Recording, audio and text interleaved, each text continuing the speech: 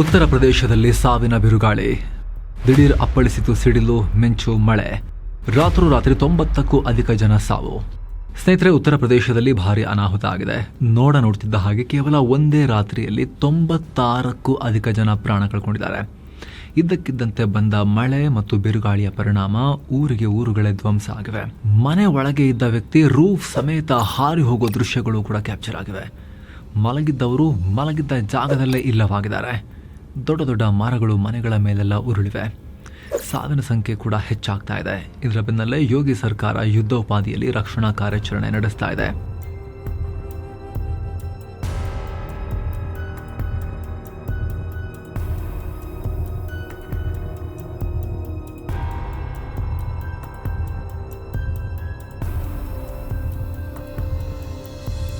ಸ್ನೇಹಿತರೆ, ಸಾಮಾನ್ಯವಾಗಿ ಮಳೆಗಾಳಿಯ ಅನಾಹುತಗಳು ಅಂದಾಗ ನಮಗೆ ದಕ್ಷಿಣದ ರಾಜ್ಯಗಳು, ಕರಾವಳಿ ರಾಜ್ಯಗಳು ಅಥವಾ ಈಶಾನ್ಯ ರಾಜ್ಯಗಳು ನೆನಪಿಗೆ ಬರ್ತವೆ. ಉತ್ತರ ಪ್ರದೇಶದಂಥ ಸಮತಟ್ಟಾದ ನೆಲದಲ್ಲಿ ಇಂಥ ಘಟನೆಗಳು ಅಪರೂಪಕ್ಕೆ ಕೇಳೋದು ನಾವು. ಅದರಲ್ಲೂ ಬೇಸಿಗೆ ಟೈಮ್ ಇದು. ಸೊ ಬಂದರೆ ಒಂದು ಸಣ್ಣ ಮಳೆ ಬಂದು ಹೋಗುತ್ತೆ ಅನ್ನೋ ನಿರೀಕ್ಷೆಯಲ್ಲಿ ಎಲ್ಲರೂ ಕೂಡ ಇದ್ರು.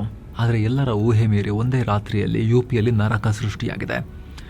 ಅಲ್ಲಿ ಗಂಟೆಗೆ 100 ಕಿಲೋಮೀಟರ್ ವೇಗದಲ್ಲಿ ಗಾಳಿ ಅಪ್ಪಳಿಸಿದೆ. 38ಕ್ಕೂ ಅಧಿಕ ಜಿಲ್ಲೆಗಳಲ್ಲಿ ಹೈ ಅಲರ್ಟ್ ಜಾರಿ ಮಾಡಲಾಗಿದೆ. ಅಷ್ಟೇ ಅಲ್ಲ, ಈಗ ನಾವೆಲ್ಲ ಮಳೆ ಬಂದರೆ, ಗುಡುಗು ಮಿಂಚು ಬಂದರೆ ಏನು ಮಾಡ್ತೇವೆ? ಮನೆ ಒಳಗಡೆ ಓಡಿ ಹೋಗಿ ರಕ್ಷಣೆಗೆ ನಿಂತ್ಕೊತೀವಲ್ವಾ, ರಕ್ಷಣೆ ಪಡಿತೇವೆ. ಅದರಲ್ಲಿ ಮನೆಗಳು ಕೂಡ ಮನುಷ್ಯರ ಪ್ರಾಣ ತೆಗೆದಿವೆ.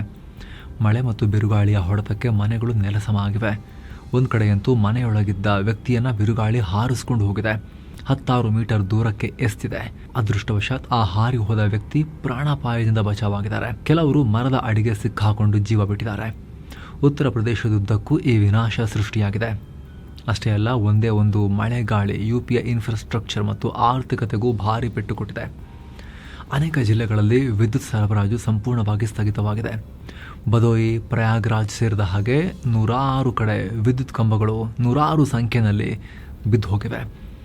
ಭಾರಿ ಮರಗಳು ಬಿದ್ದ ರಭಸಕ್ಕೆ 10 ಟ್ರಾನ್ಸ್ಫಾರ್ಮರ್ಗಳು ಧ್ವಂಸವಾಗಿವೆ. ಇದರಿಂದ ಲಕ್ಷಾಂತರ ಮನೆಗಳು ಕತ್ತಲಲ್ಲಿ ಮುಳುಗಿವೆ. ವಿದ್ಯುತ್ ಸಂಪರ್ಕ ಕಟ್ಟಾಗಿರೋದ್ರಿಂದ ಕುಡಿಯೋ ನೀರಿನ ಪೂರೈಕೆಗೂ ಅಡಚಣೆಯಾಗಿದೆ.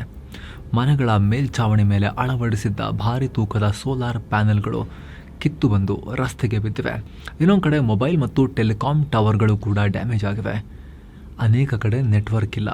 ರಸ್ತೆಗಳ ನಡುವೆ ಬೃಹತ್ ಮರಗಳು ಉರುಳಿ ಬಿದ್ದಿರೋದ್ರಿಂದ ಹೆದ್ದಾರಿಯಲ್ಲಿ ಟ್ರಾಫಿಕ್ ಜಾಮ್ ಉಂಟಾಗಿ ಲಾಜಿಸ್ಟಿಕ್ಸ್ ಮತ್ತು ಸಪ್ಲೈ ಚೈನ್ ಮೇಲೂ ಕೂಡ ಕೆಟ್ಟ ಪರಿಣಾಮ ಆಗಿದೆ.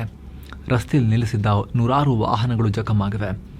ಇದಕ್ಕಿಂತಲೂ ದೊಡ್ಡ ಹೊಡೆತ ಬಿದ್ದಿರೋದು ಯುಪಿ ರೈತರಿಗೆ. ನಿಮಗೆಲ್ಲ ಗೊತ್ತಿರೋ ಹಾಗೆ ಯುಪಿ ಭಾರತದ ಅತಿ ದೊಡ್ಡ ಕೃಷಿ ಪ್ರಧಾನ ರಾಜ್ಯಗಳಲ್ಲಿ ಒಂದು. ಬೆಳೆಗಳೆಲ್ಲ ನಾಶ ಆಗಿವೆ. ಅದರಲ್ಲೂ ಕೂಡ ವಿಶೇಷವಾಗಿ ಮಾವಿನ ಹಣ್ಣಿನ ಸೀಸನ್. ಬಿರುಗಾಳಿಯ ಅಬ್ಬರಕ್ಕೆ ಲಕ್ಷಾಂತರ ಹೆಕ್ಟೇರ್ ಪ್ರದೇಶದಲ್ಲಿ ಬೆಳೆದಿದ್ದ ಮಾವಿನಕಾಯಿಗಳು ನೆಲಕ್ಕೆ ಉದುರು ಹೋಗಿವೆ. ಕೊಯ್ಲಿಗೆ ಬಂದಿದ್ದ ಅನೇಕ ವಾಣಿಜ್ಯ ಬೆಳೆಗಳು ಮಣ್ಣು ಪಾಲಾಗಿವೆ. ಇದರಿಂದ ರೈತರಿಗೆ ಕೋಟ್ಯಂತರ ರೂಪಾಯಿಗಳ ನಷ್ಟ ಉಂಟಾಗಿದೆ. ಹಾಗಿದ್ರೆ ಇದಕ್ಕೆ ಏನು ಕಾರಣ? ಈ ಬಗ್ಗೆ ಭಾರತೀಯ ಹವಾಮಾನ ಇಲಾಖೆ IMD ವಿವರಣೆ ಕೊಟ್ಟಿದೆ. ಈ ಅನಾಹುತಕ್ಕೆ ಮುಖ್ಯ ಕಾರಣ ವೆಸ್ಟರ್ನ್ ಡಿಸ್ಟರ್ಬೆನ್ಸ್ ಅಥವಾ ಪಶ್ಚಿಮದ ಪ್ರಕ್ಷುಬ್ಧತೆ. ಹವಾಮಾನ ಇಲಾಖೆ ಮೇ 13ನೇ ತಾರೀಕು ಮುನ್ಸೂಚನೆ ಕೊಟ್ಟು ವಾಯುವ್ಯ ಭಾರತದಲ್ಲಿ ಹವಾಮಾನ ವೈಪರೀತ್ಯ ಉಂಟಾಗುತ್ತೆ ಅಂತ ಹೇಳಿತ್ತು.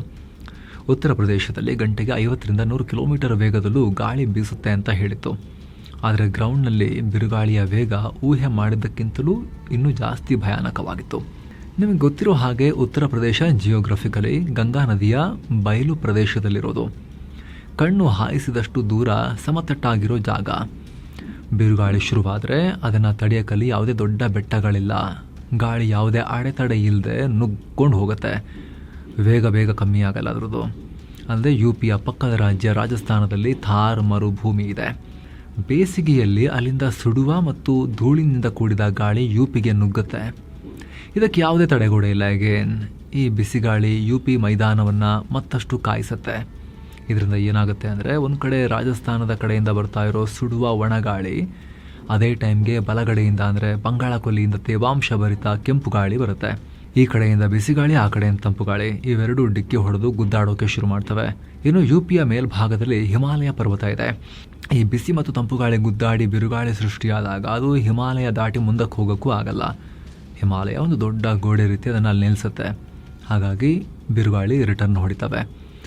ಇದೇ ಕಾರಣಕ್ಕೆ ಈಗ ಯುಪಿಯಲ್ಲಿ ಈ ಥರ ಮಳೆ, ಬಿರುಗಾಳಿ ವಿನಾಶವನ್ನು ಸೃಷ್ಟಿ ಮಾಡಿದೆ. ಅಂದಹಾಗೆ ಮೇ 12ರಿಂದಲೇ ಯುಪಿಯ ಬಾಬರ್ತರಾಯ್ ಭಾಗದಲ್ಲಿ ತಾಪಮಾನ ಬರೋಬ್ಬರಿ 33ರಿಂದ 42 ಡಿಗ್ರಿ ಸೆಲ್ಸಿಯಸ್ ಇದೆ. ಭೂಮಿ ಕಾದಾಗ ಅಲ್ಲಿನ ಗಾಳಿ ಬಿಸಿಯಾಗಿ ಮೇಲಕ್ಕೆ ಹೋಗುತ್ತೆ. ಆಗ ಅಲ್ಲಿ ಲೋ ಪ್ರೆಷರ್ ಅಥವಾ ವಾಯುಭಾರ ಕುಸಿತದ ಪ್ರದೇಶ ಸೃಷ್ಟಿಯಾಗುತ್ತೆ. ಆಗ ಬಂಗಾಳ ಕೊಲ್ಲಿಯಿಂದ ತೇವ ತುಂಬಿದ ಗಾಳಿ ಬಂದು ಅಲ್ಲಿಗೆ ನುಗ್ತು. ಇದನ್ನೇ ಹವಾಮಾನ ತಜ್ಞರು ಮಾಯಿಶ್ಚರ್ ಇನ್ಕರ್ಷನ್ ಅಂತ ಕರೀತಾರೆ.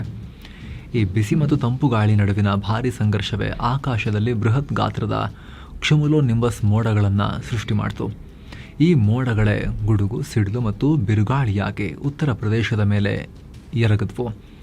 ಸ್ನೇಹಿತರೆ, ಲಾಸ್ಟ್ ಟೈಮ್ 2018ರಲ್ಲೂ ಕೂಡ ಇದೇ ರೀತಿ ವಾತಾವರಣ ನಿರ್ಮಾಣ ಆಗಿ ಇಡೀ ಉತ್ತರ ಭಾರತದಲ್ಲಿ 78 ಜನರ ಪ್ರಾಣ ಹೋಗಿತ್ತು. ಈ ಸಲ UP 1ರಲ್ಲೇ ಅದಕ್ಕೂ ಮೀರಿದ ಅನಾಹುತ ಆಗಿದೆ. ಈ ವಿಡಿಯೋ ರೆಕಾರ್ಡ್ ಮಾಡೋ ಟೈಮ್ನಲ್ಲೇ 96 ಜನ ಸಾವನ್ನಪ್ಪಿದ್ದಾರೆ, ಹಲವರು ಗಾಯಗೊಂಡಿದ್ದಾರೆ. ಸಾವಿನ ಸಂಖ್ಯೆ ಏರಿಕೆಯಾಗೋ ಲೆಕ್ಕಾಚಾರ ಇದೆ. ಇಷ್ಟೆಲ್ಲ ಅನಾಹುತ ಆಗ್ತಿದ್ದ ಹಾಗೆ ಯೋಗಿ ಸರ್ಕಾರ ಹೊಸ ಆದೇಶವನ್ನ ಪಾಸ್ ಮಾಡಿದೆ. ನಷ್ಟಕ್ಕೀಡಾಗಿರೋ ಎಲ್ಲ ಜಿಲ್ಲೆಗಳಿಗೆ ಜಿಲ್ಲಾಧಿಕಾರಿಗಳು ಘಟನಾ ಸ್ಥಳಕ್ಕೆ ಭೇಟಿ ಕೊಡಬೇಕು ಅನ್ನೋ ಸೂಚನೆ ಕೊಟ್ಟಿದೆ. ಹಾಗೆ ಸಂತ್ರಸ್ತ ಕುಟುಂಬಗಳಿಗೆ ಕೇವಲ 24 ಗಂಟೆಗಳ ಒಳಗಾಗಿ ಪರಿಹಾರದ ನೆರವು ತಲುಪಬೇಕು ಅಂತ ಡೆಡ್ ಲೈನ್ ಫಿಕ್ಸ್ ಮಾಡಲಾಗಿದೆ. ಹಾಗೆ NDRF ಮತ್ತು SDRF ತಂಡಗಳು ರಕ್ಷಣಾ ಕಾರ್ಯಾಚರಣೆ ನಡೆಸ್ತಾ ಇವೆ. ಸ್ನೇಹಿತರೆ, ಈ ಮಳೆ ಬಿರುಗಾಳಿ ಹೆಚ್ಚಿನ ಹಾನಿ ಮಾಡಿರೋದು ಉತ್ತರ ಪ್ರದೇಶದ ದಕ್ಷಿಣ ಭಾಗದಲ್ಲಿ. ಅದರಲ್ಲೂ ಪ್ರಯಾಗ್ರಾಜ್ ಜಿಲ್ಲೆಯಲ್ಲೇ 21ಕ್ಕೂ ಅಧಿಕ ಜನ ಬಲಿಯಾಗಿದ್ದಾರೆ. ಹಾಂದಿಯಾ ಭಾಗದಲ್ಲಿ 7 ಜನ, ಫುಲ್ಪುರ್ನಲ್ಲಿ 4 ಜನ, ಸೊರಾವನ್ನಲ್ಲಿ 3 ಜನ ಮತ್ತು ಮೇಜಾ ಭಾಗದಲ್ಲಿ 2 ಪ್ರಾಣ ಕಳ್ಕೊಂಡಿದ್ದಾರೆ. ಹೆಚ್ಚಿನ ಸಾವುಗಳು ಉಂಟಾಗಿರೋದು ಮನೆ ಕುಸ್ತು ಮೈಮೇಲೆ ಬಿದ್ದು. ಮಿರ್ಜಾಪುರ್ನಲ್ಲಿ 10 ಜನ, ಸಂತ ರವಿದಾಸ್ ನಗರ್ನಲ್ಲಿ 14 ಜನ ಪ್ರಾಣ ಕಳ್ಕೊಂಡಿದ್ದಾರೆ.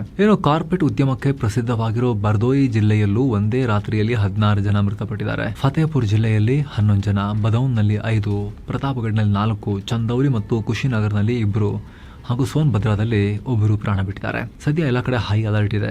ಯಾಕಂದರೆ IMD ಕೊಟ್ಟಿರೋ ಲೇಟೆಸ್ಟ್ ಮುನ್ಸೂಚನೆ ಪ್ರಕಾರ ಮುಂದಿನ ದಿನಗಳಲ್ಲಿ ಇಂಥ ಬಿರುಗಾಳಿ ಇನ್ನೂ ಜಾಸ್ತಿ ಬರ್ಬೋದು.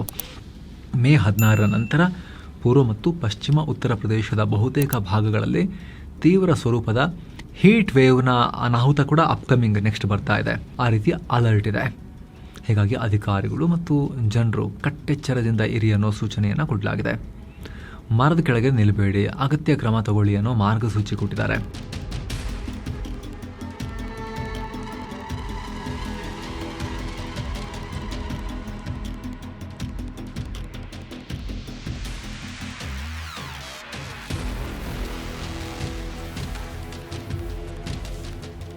ಸೊ ಸ್ನೇಹಿತರೆ, ಇದಾಗಿತ್ತು ಇಲ್ಲಿ ತನಕದ UPಯಲ್ಲಿ ಆಗಿರೋ ಈ ವಿನಾಶದ ಬಗ್ಗೆ ನಿಮಗೆ ಕ್ವಿಕ್ ಆಗಿ ಅಪ್ಡೇಟ್ ಮಾಡೋ ಮಾಹಿತಿ ತಲುಪಿಸುವ ಪ್ರಯತ್ನ. ಮತ್ತೆ ಭೇಟಿ ಆಗ್ತಿರೋಣ. ನಮಸ್ಕಾರ.